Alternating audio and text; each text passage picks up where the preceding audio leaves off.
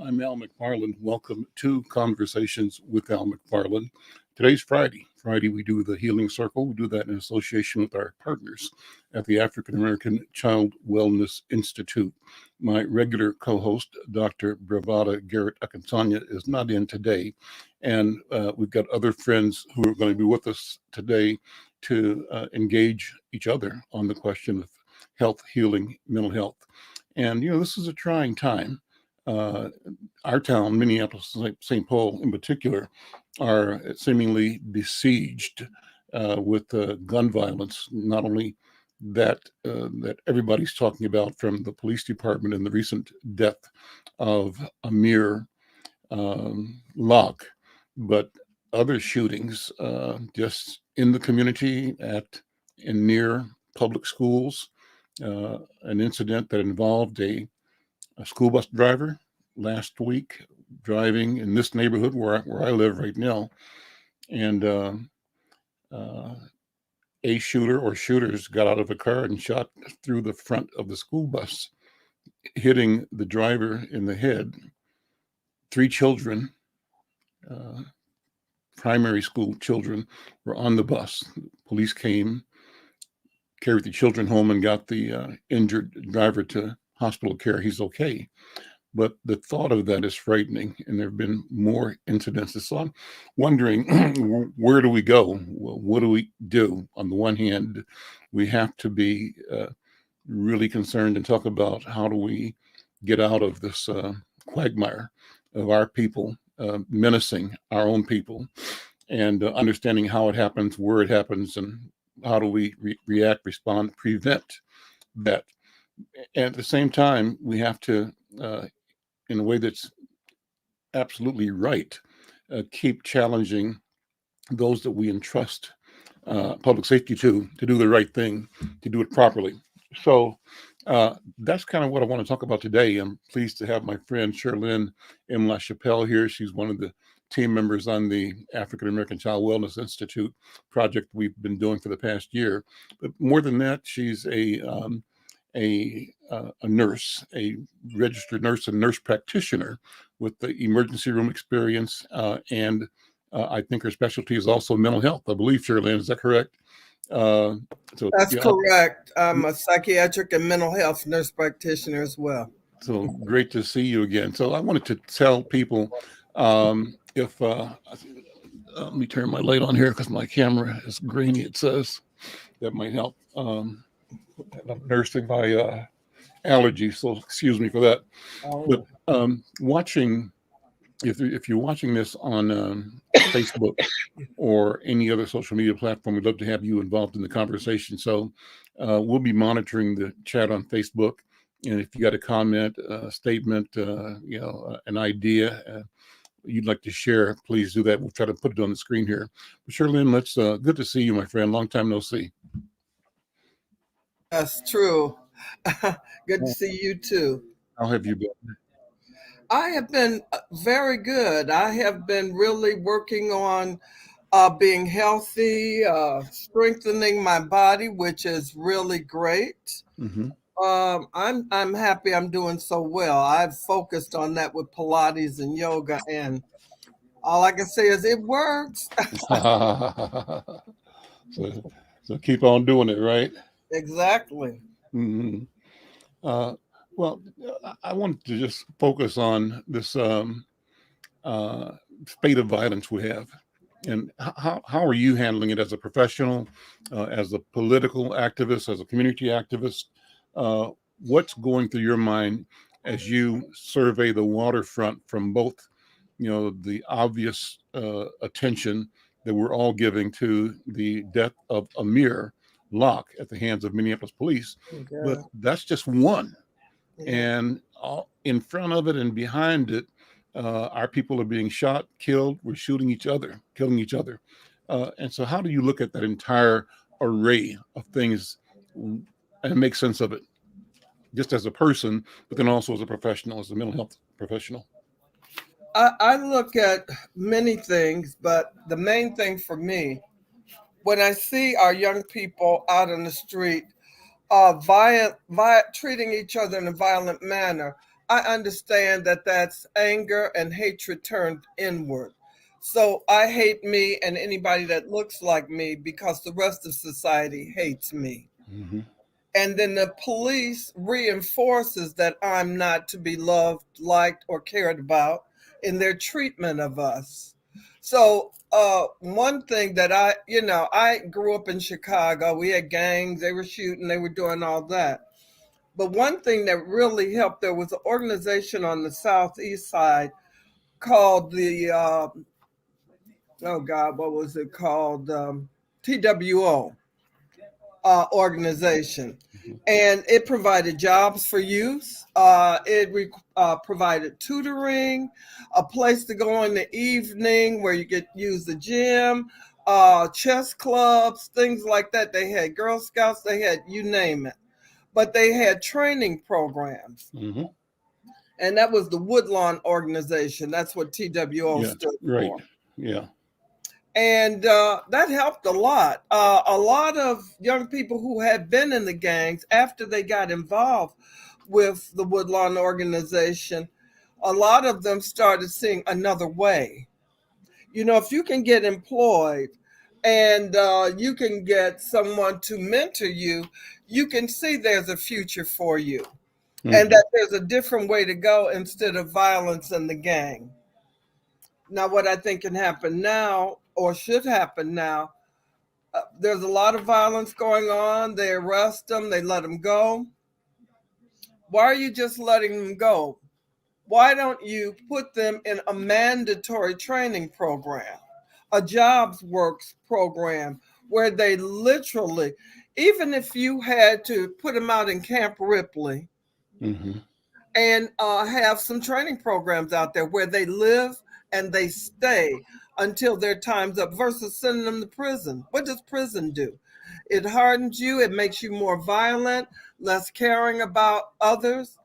But a training program with counseling, therapy, and paying them while they're in the training program, money can go in the bank account for them so that they can see what's saving. They're preparing for a future they never thought they'd have. We really have to start doing things a different way because what we've been doing absolutely doesn't work. Yep. And once they break the law, you got them. You got them. You can literally put them in this environment where they could most possibly prosper. So, that's what I think should happen. But, I don't know everything.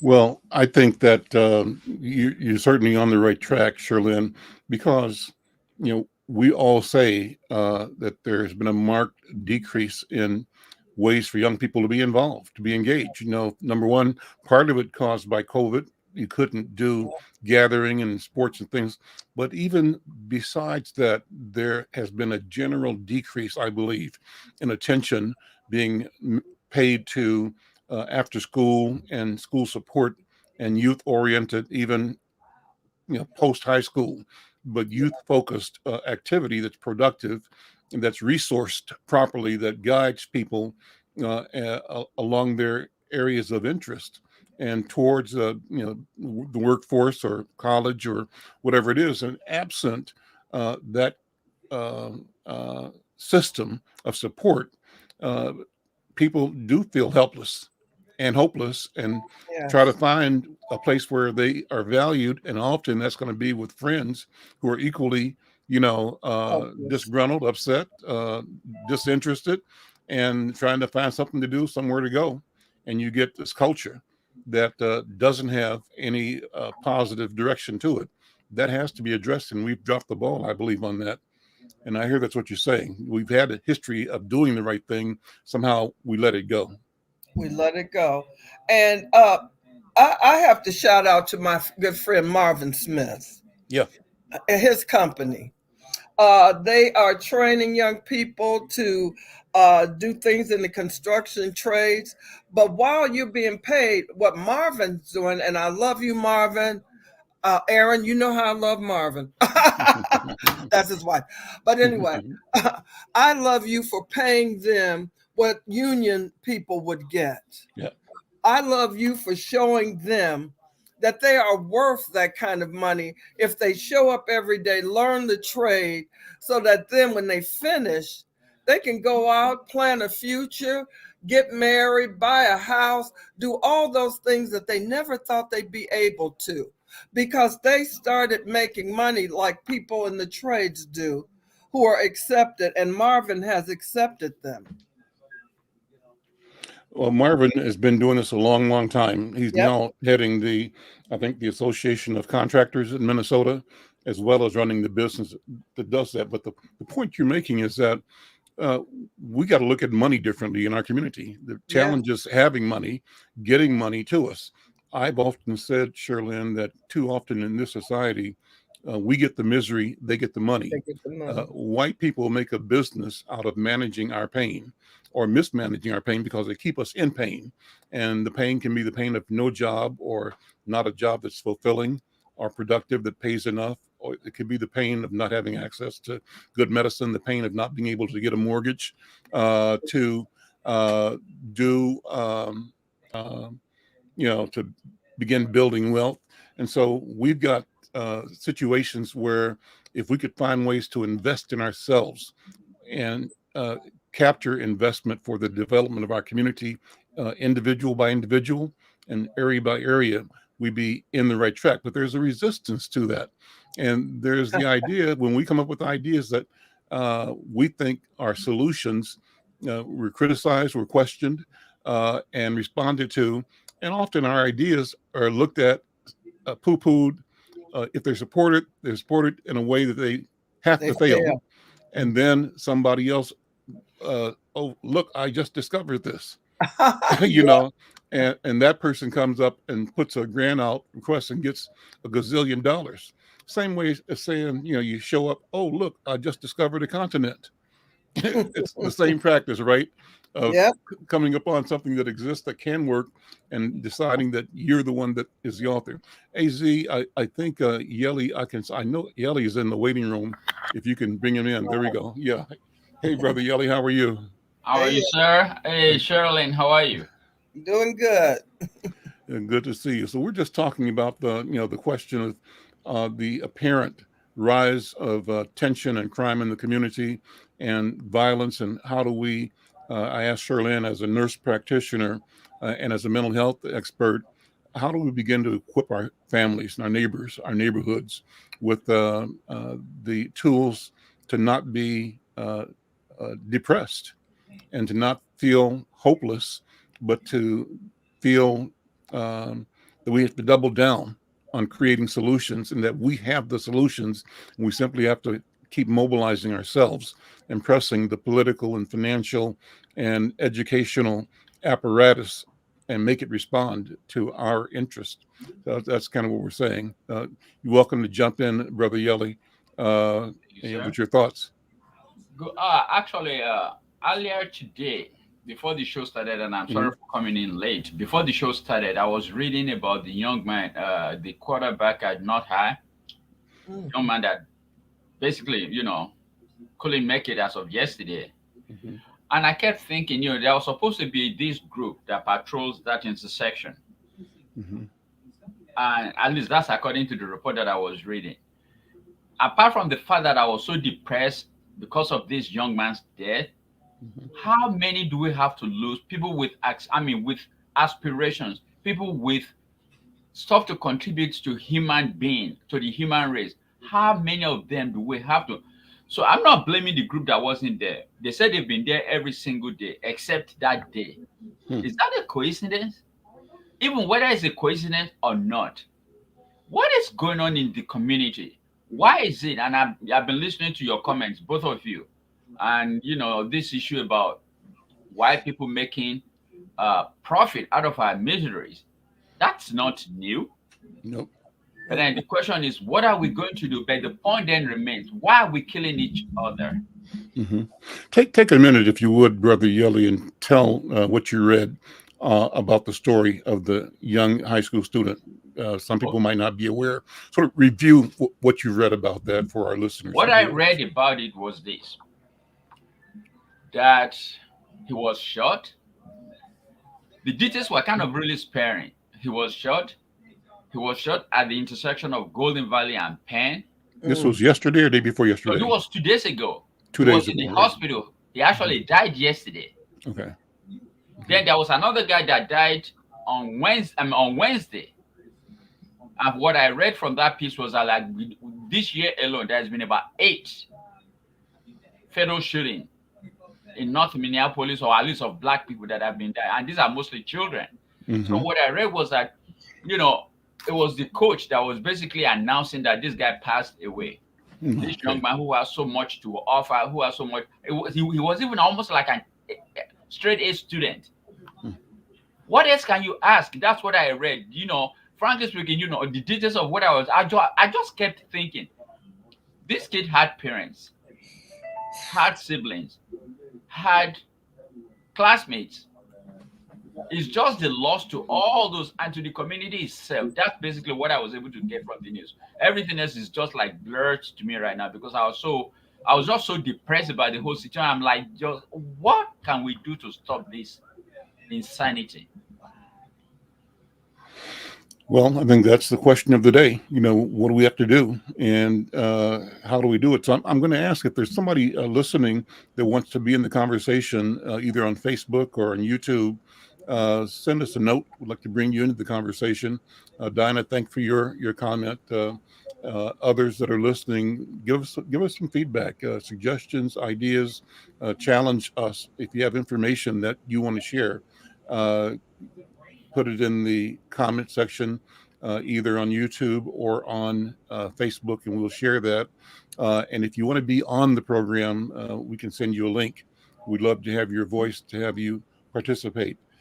Any other reaction, Sherlyn? You know, when you have that question, what can we do? Question though, before Sherilyn answers you, when Go you ahead. asked me what did I read in the report, Yes. what was your intent? Well, just to let people know the details. Okay. I think that there's a lot going on, and frankly, you know, there have been so many fatal shootings in the past several days. Yes. I wanted to, a person might not be watching the news, or and people who are not in Twin Cities who may be listening won't know the details unless we tell Okay, them I what got you. happened. Yeah, and I think the country is aware of the shooting last Wednesday, I believe, in downtown Minneapolis, Yes. shooting of a 22-year-old named Amir Locke. Yes, I And heard. he was killed when the Minneapolis police were serving a no-knock warrant. Had a pass key in the apartment building. It was like a luxury apartment building in downtown Minneapolis. And they opened the door to the apartment, had their body cam on, and it showed, I think, 3 or 4, several anyway, officers walking in. And this young man, Amir Locke, was lying on the couch in the living room of this apartment. And I wrote that note to someone, Yelly and Sherlyn, just the irony of being asleep in the living room. He was in the living room where he died, right? So anyway, no longer a living room. So that has captured the attention, because the question is, people were saying they thought our city had put a moratorium on Exactly. that kind of search warrant. And so that discussion is going on. But then even around that, there are many, many more violent incidents happening in the community, and many of them involving children, as you said, being shot or shooting each other. That incident itself had to do with a murder a week before, for which a 17-year-old has been arrested, and which is what instigated the raid to the apartment building in downtown Minneapolis. So here's a 17-year-old who's a cousin of the person that was killed, and now he is in custody. So back to the question about our culture right now, the culture and the escalation, and how do we deal with it? How do we explain it to ourselves, and where do we go? So that was the question. So if somebody's listening and wants to weigh in on this, we'd love to have your comments. You can either send us a note on Facebook or on YouTube. and send me an email, and I can send you a link to join the program uh, directly. My email is al@insightnews.com. I'll be watching for that. And if something comes through, I'd be glad to send you a link to bring you into the program. Shirley, other thoughts? I look at this. I do a lot of thinking about these things, Al. I really do. And I think we need a holistic approach. When I was doing my internship at Park Avenue Center, which is a drug and alcohol treatment program as well as psychiatric, uh, I thought about how can we help people to help people who want to get off drugs, who want to turn their life around. And we do things piecemeal. Say I'm on drugs. Well, it affects my family. If I'm married, it affects my spouse and my children. Why do we only treat the addicted person? That's half treating. Why don't we have somewhere, again, I think Camp Ripley's great. I used to be a Buffalo Soldier, and we would take kids up there on the weekend Mm-hmm. and introduce them to canoeing, horseback riding. And these were kids who were in trouble. And by the second week of going up there, that first they fought us coming down, but on the way back, they were happy. They were kids again. So, Camp Ripley, we could have buildings built there. They're not using it for too much now, with apartments so that families could go. And the person who needs treatment gets treatment, job training, all of that. Because when I was at Park Avenue, the women and men we had, they just want to get out of here so I can get back to my family. Mm-hmm. So, in other words, they're just in a hurry, just whatever I got to do to get out of here, even though it's not going to stick.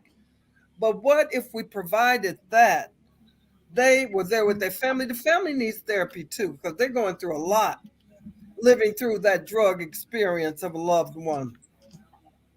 Great time for tutoring and therapy for the kids and the spouse or the partner.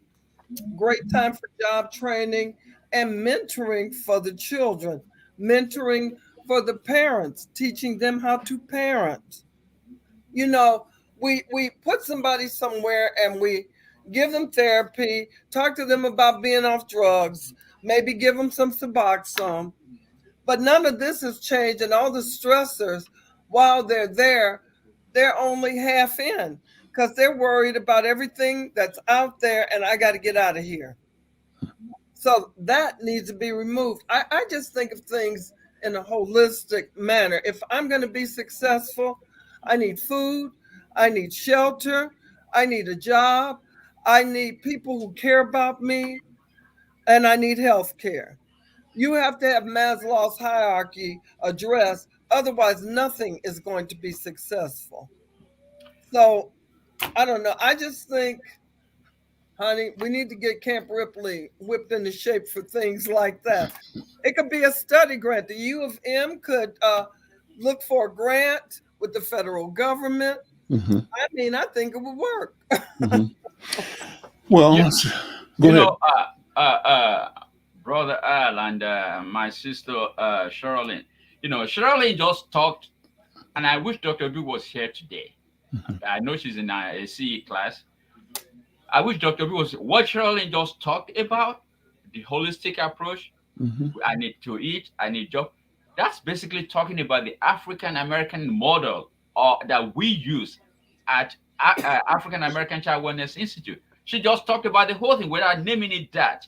Mm-hmm. But then you see, that's our approach as an African American community, people with of African descent. That's the way we see the world. We see the world as a community, not as individual. The individuality thing is a Eurocentric idea.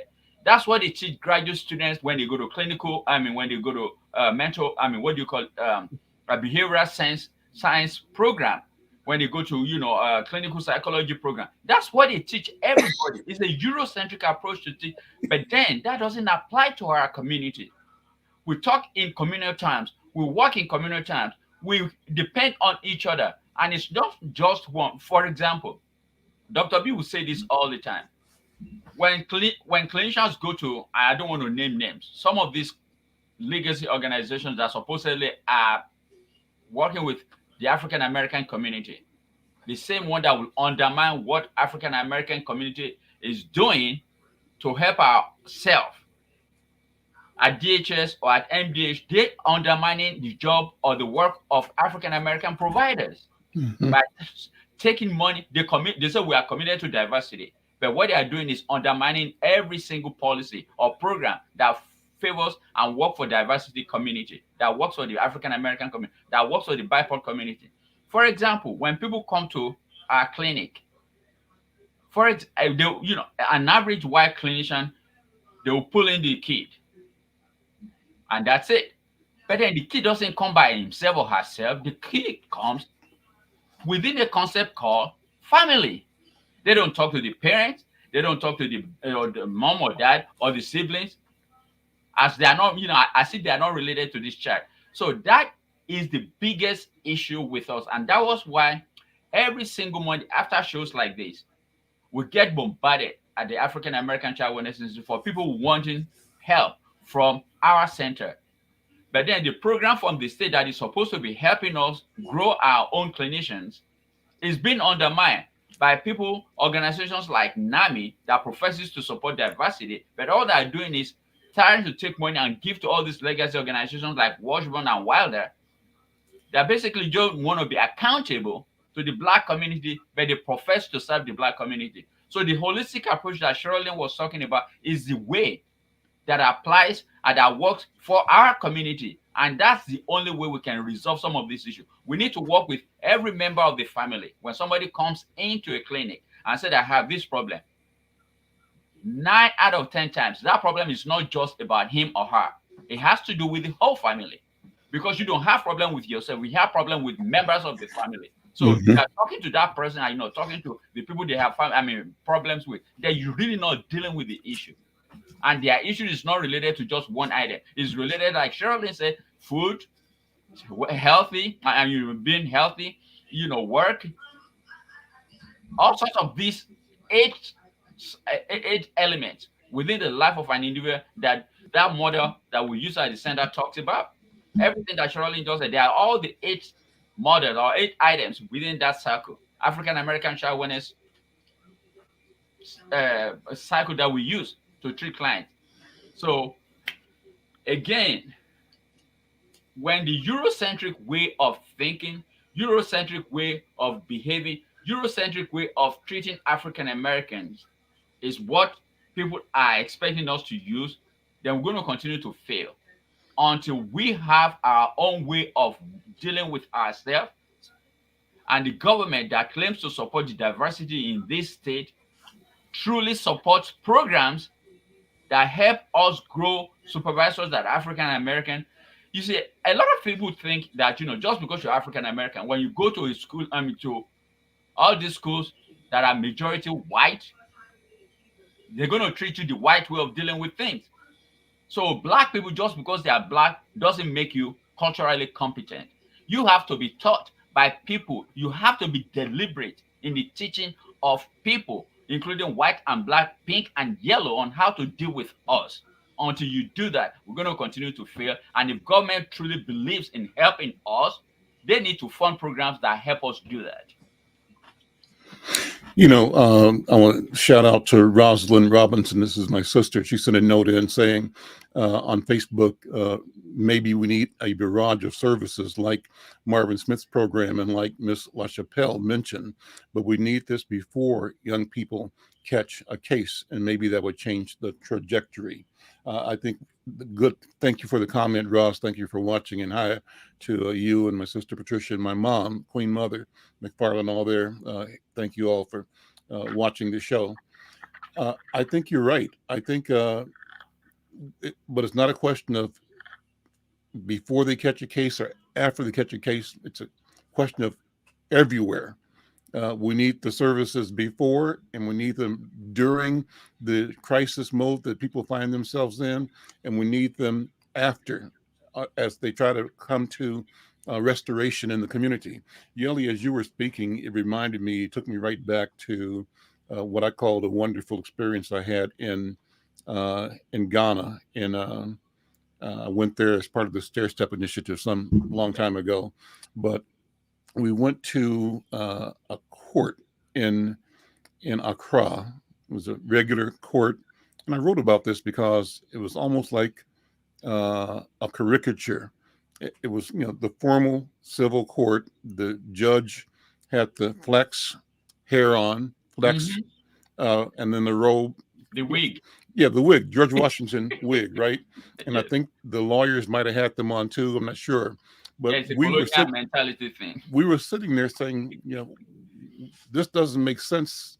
The image of it Mm-hmm. doesn't make sense. We know it's all about decorum and institution and posturing, but there was something that didn't make sense about it. Why are we here in a black country, black people, black defendants and black plaintiffs in an argument? Black lawyers both prosecuting and black lawyers defending, and a judge who's black, and everybody in the audience was black. It's a kind of civil dispute. But why was the trapping for this transaction, this activity, a mirror of white people? British. British, yeah. And then so we went later, I think next day or so, up to Kumasi, and we set in on one of the regular weekly sessions. I think the name of it was called the Apothekesi, and I think that translates to the Great Sitting. And it's a weekly sitting where all of the chiefs of the country or of that area of the tribe sit, and they handle disputes. Here's the point I'm getting to. If we watched an argument or a charge be considered and resolved, in this case, it was someone was usurping somebody else's authority or Mm-hmm. property, and the person who accused the other person brought it to the tribal council. The accused had to come, but when he came with the elders of his clan. It Yes. wasn't just him. That's the point I'm trying to get to. The accused stood not only as an individual, but as a member of a unit. And what he or she did reflected on everybody, because what made that person be the person he or she was in that moment was his life of interacting with all Mm-hmm. the people around him, his mother, his father, his cousins, people that he had relationships with.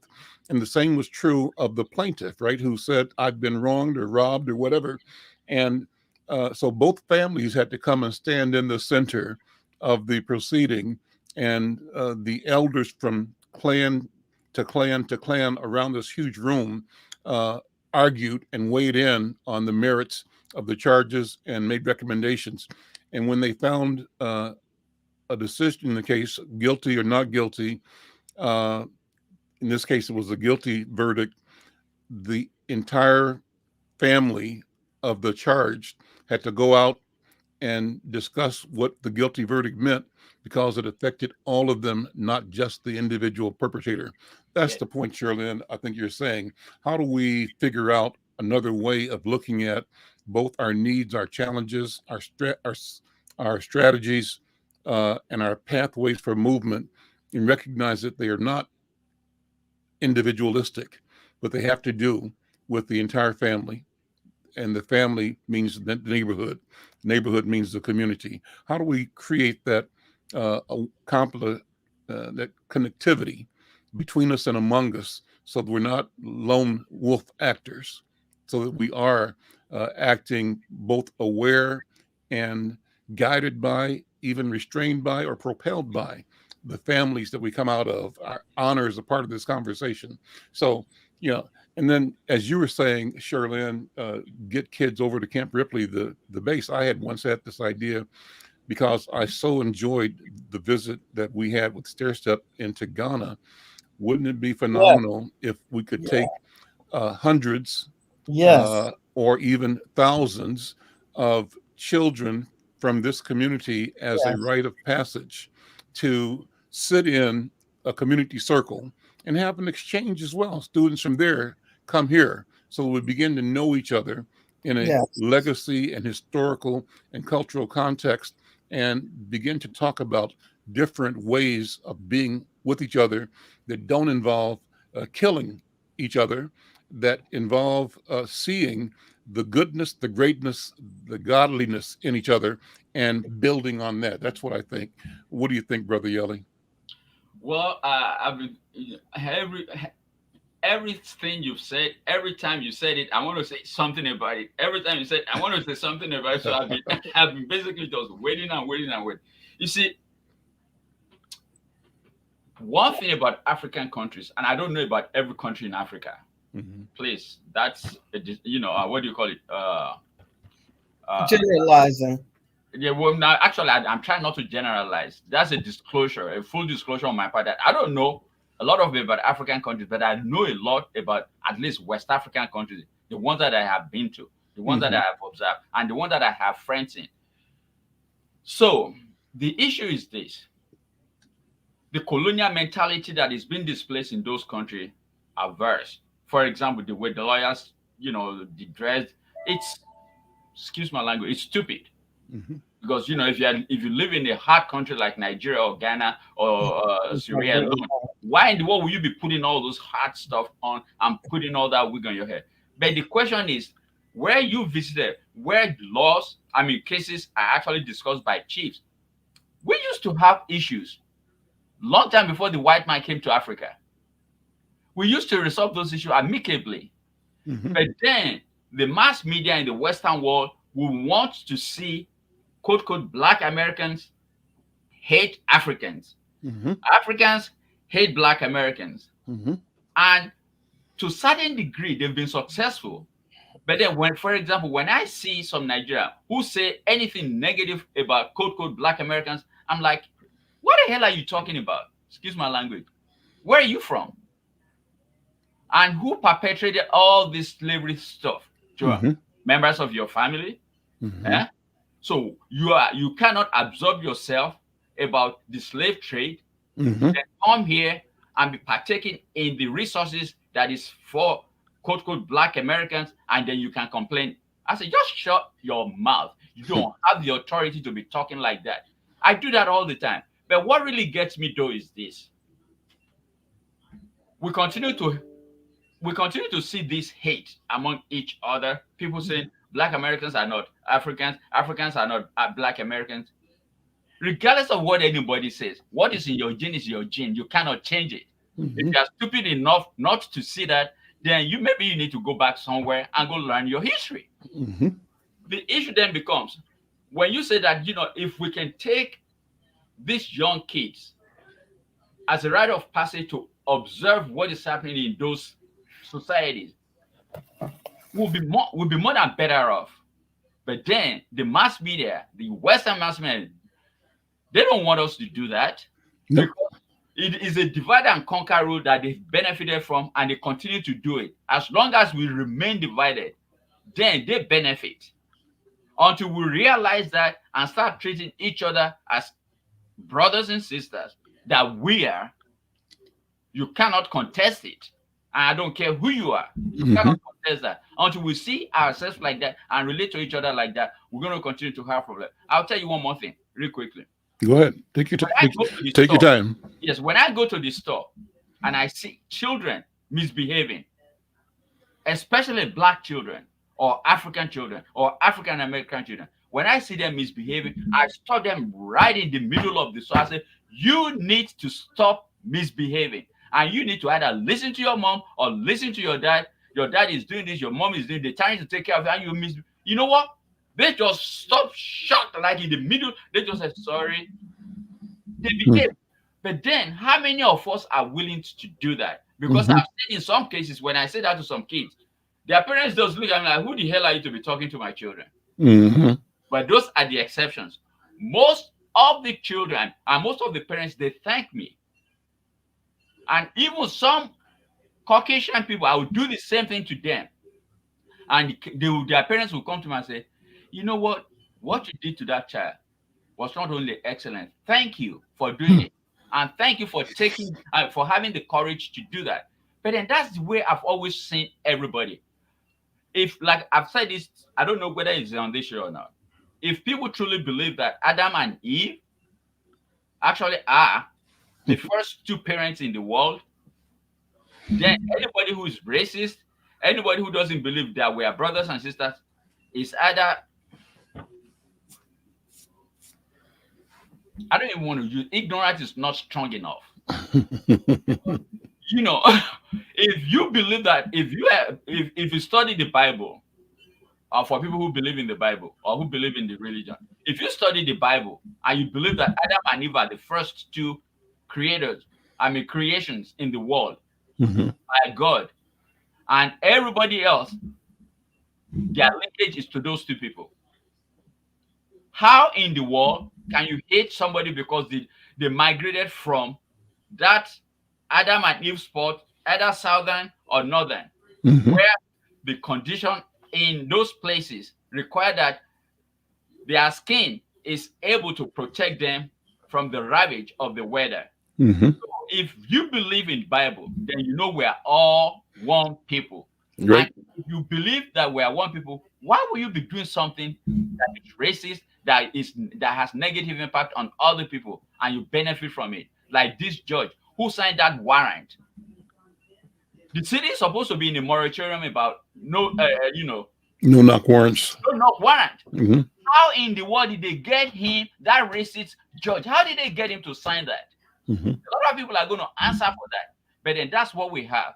We have people, sociologists are the one who came up with white and black. There's no white and black person. I'm not black. You're not white. That's I right. don't see any white person in the world.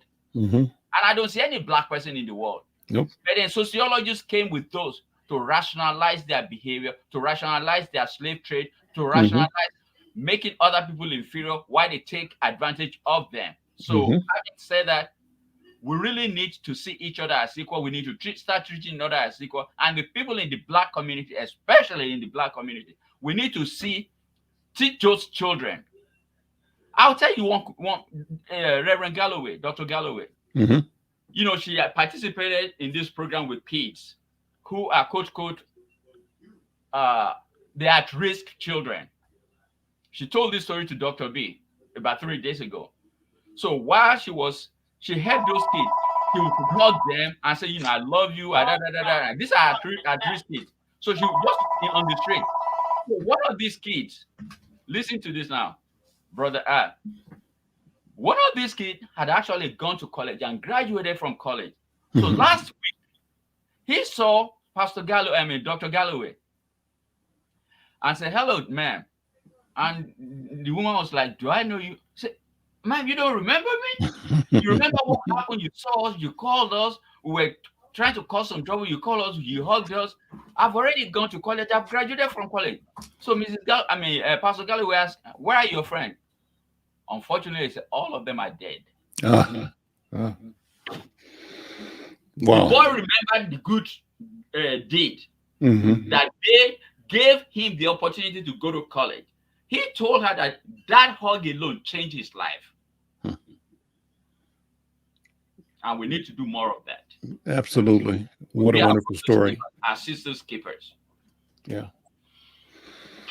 Man, well, I think this is the critical conversation. And the question is, how do we change the narrative in our community? How do we move with this level of intentionality so that when we are together and when we are out and looking at, the problems that our community is beset by, we come at that with a certain commitment and confidence that we can look at things differently, do things differently that reflect this spirit of healing, the spirit of that Pastor Galloway demonstrated that impacted this young man's life. Yes. And, I say often we have to, this is about expectations, right? We need to be intentional about expecting the very best of each other and from each other. Right. And then when we see each other, we see the gift that each of us has, that our interaction, our engagement has to be an intentional engagement of the gift of whoever we're around. And so that does not negate the fact that all of us are flawed human beings, Oh yeah. capable of failure at any time, but it does acknowledge that in each of us is something that is unique and powerful, and that is a mission and a gift, a Yeah. possibility, uh, uh, a reflection of greatness. And if we figure out how to address that greatness in each of us, wherever we are, all the time. The other thing, uh, Yeli, one of the things I also loved about being in Ghana was that when we were in meetings, this was a new experience for me when I was there the first time. We'd be in meetings, and every meeting started a certain way. Mm-hmm. It might be 8 people or 5 people or four around a conference table, kind of a business meeting.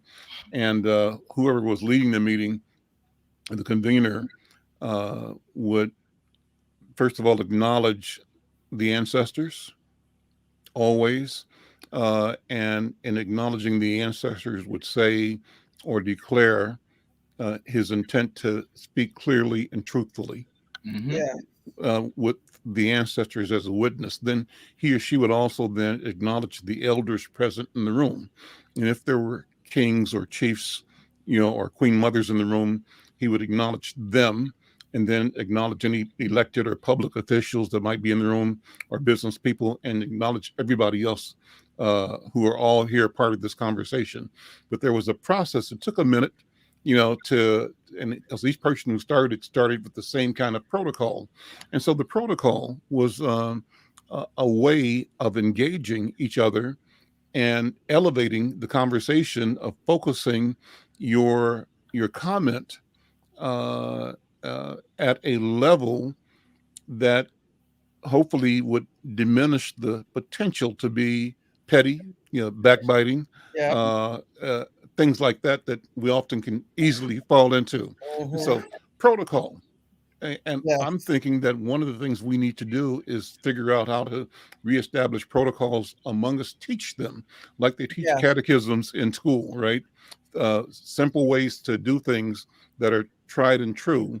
And that if you do this process, it'll result in this level of both understanding, of clarity, of respect, and you build on Yes. that. What do you think about that, Shirley?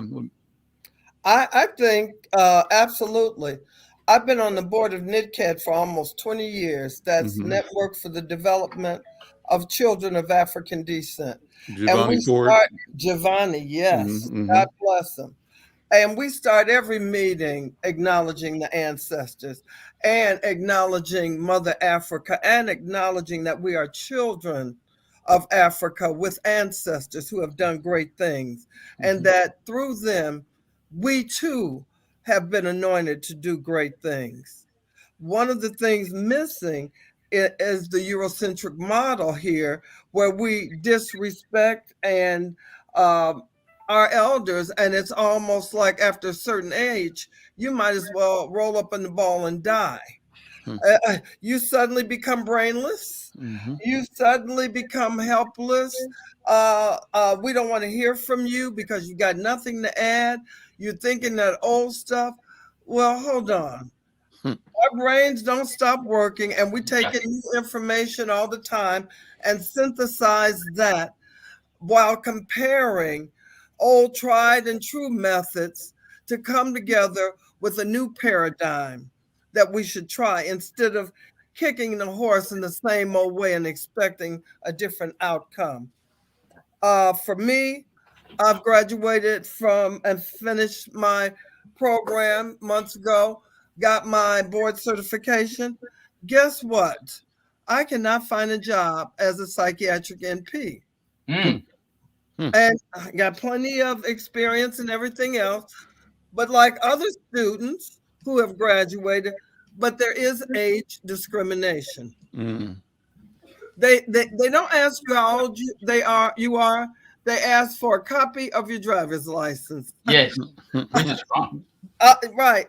But it's almost like so you if you're a black woman, you've got your gender against you, you've got your Ethnicity. color, ethnicity against you, and then you've got your age against you. You And know, that is something that's difficult to fight. And just like who supports? How do we support each other? How do we continue to value each other, the young, the older? Where is the respect across the life spectrum that Hmm. used to exist? You, When I grew up, my grandmother was the stuff, honey. Don't make her mad. You know, Medea was it. yes, And all of us grew up. Our grandmother was the wisest person, a Yep. grandfather. You wanted to know something, you talk to your grandmother. you Hmm. know, You had a problem, you talk to your grandmother or your grandfather. This is how you get out of that. We don't do that anymore. We discount all their information, all anything they've got to say. We don't want to hear it. you know what's so strange? Everything that Sister Sherilyn was just talking about. From both of you, if you watch this, you guys are older than me in age, but you are my friends. If you watch the way I talk to you, I don't disregard you. I respect both of you a lot, but then that's because of my upbringing. I'll tell Yeah, you this: my dad, my own father, had a mother. Okay, when we got in trouble, when we were very young, when we got in trouble, like real trouble, and you know you're going to get some real punishment, we run to my grandmother's house, tell on ourselves. Hmm. We'll tell on ourselves because we know he can come back to our house, talk to my dad, or stop my dad from touching us. Guess what? We didn't take advantage of that situation, but when we really got in trouble and we needed to be bailed out, we go to her and she said, "Okay, wait, let me dress up." She'll put her gele on. She will take us, we will take us home, and you call her own son, my dad. I said, "Ayo, well, your son or your children or so came to me. They claim, I mean, they confess that they did this. I've already punished them." Hmm. I said, "Now I'm telling you, don't touch them. Hmm. They've already been punished." Guess what? My dad, as strong as he, as well as he's regarded in the community, he will not touch us. But then we didn't take advantage of it. That's because of the respect that he had for his own mother.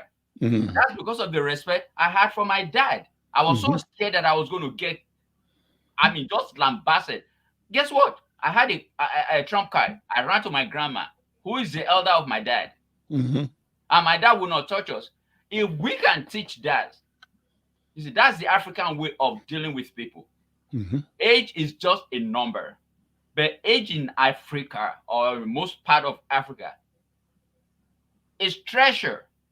Hmm. I know people who will claim to be your bro, your senior brother or sister, by if they're older than you by 2 or 3 days, Hmm. because they know what that means to you.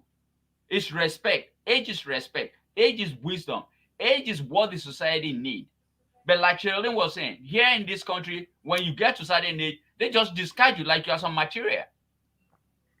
No, we cannot afford to do that. Those are treasures. You guys are treasures in the community. I consider you as treasure. When you tell me stuff, I listen. Hmm. Even if I don't like it, I still listen. And I have to think about, well, what about if I'm taking somebody who's younger than me and I'm trying to help them that they don't listen? You see, I have all of those communal thinking in my head.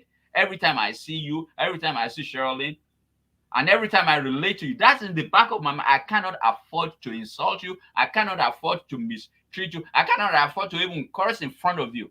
If I'm going to do that, I'm going to say, if I really want to do that, I have to ask for permission to do that. Hmm. That's respect that is lacking in our community right now that we need to reinstitute. Hmm. Good comments. I totally agree. And so, I think a conversation like this, again and again and again, hopefully can move us in that direction. There must be ways, like you said, over in CAD, Sherlyn, where people are being trained in the protocol. I think that is the case over at Harvest Prep. Yes, The part of the training inside that Harvest Prep series, or it's a collection of schools actually. Harvest, yeah, yeah, but they have a cultural competency practice that is built on developing, identifying, naming, and demonstrating that code of respect. Afrocentric The value. process, yeah, yeah. So I think you're right. Can I I think bring can I bring something up just when you mention please harvest? go ahead. You see, Harvest Prep is a charter school. Hmm. Most of the African Americans send their children to that to the network of schools because of the value and what they learn there, and because of the competency of their education, the competency of their religion, because of I mean, it's Afrocentric and it works. Students who get out of those schools, they do better in life. That has been demonstrated. So that, guess what? All this money that is flying all over the place about ARPA funds and da da da da. Hennepin County got some money. No, School links no. funding. It's heartbreaking. Hold on one Yeah. second. Okay. They got funding for school link programs. Dr. B and I went to that request for proposal meeting. You know what they told us? Listen to this. Harvest Prep as a charter school, we cannot give them any money because they do not have the infrastructure to handle stuff like this. Dr. B and I was like, what? But guess what, though? The state is going to correct that. Who in Hennepin County, Hey, a girl. white person sits in Hennepin County and say, where you send most of the black students? Shirley, can you mute? Shirley, you have to mute your Oh, conversation. I'm so sorry. Yeah, no problem. Go ahead, Yelly. Who is that person, that white person that says with bold face that Harvest Prep doesn't qualify, and we have over 1,000 students that are of African descent that go to school there, and you're saying all this money that derived from our own taxes, you cannot give back to them to help them. Who does that? And all the programs in the state that are supposed to be helping black people being used by black people to help black people, they don't support it. Of late, Washburn, Wilder colluded with NAMI to get a program that is already working for the past 14 years at DHS. Now they want to duplicate it at MDH. How do you stop something like that? So that they can have money, given to these people. These are people who profess to respect and honor diversity. But when it comes to money, diversity doesn't work. They will hire one black token. That's their diversity. And they just him or her in the corner and say, shut up. The money is the issue. When they don't support the programs that work for black people, that is instituted by black people, that is headed by black people. No, they want to create, and they've already created that. I already told them, the history is not going to be on their side. And this is going to blow up in their face. Good point. Well, that goes back to the point I said earlier, Yelly. Too often, and we have to keep talking about it just the way we are talking about it now, plainly, and naming the names. Too often, they get the money, we get the misery. Yes.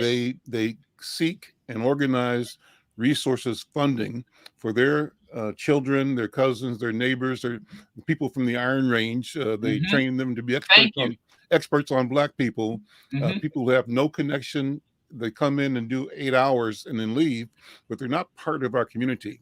And what we have to do now is insist that all of the revenues associated with the so-called problems, the revenues have to be directed through and dispersed through asset or organizations or programs in our community, created by our community to serve our community. We have to watch the money. And if the money is not being watched, we're getting lip service and we're being disserved. Well, listen, we're at the end of the hour, but this is a good beginning. I guess I would like Hillary Thomas left a note saying great reflection on the judicial way in Africa.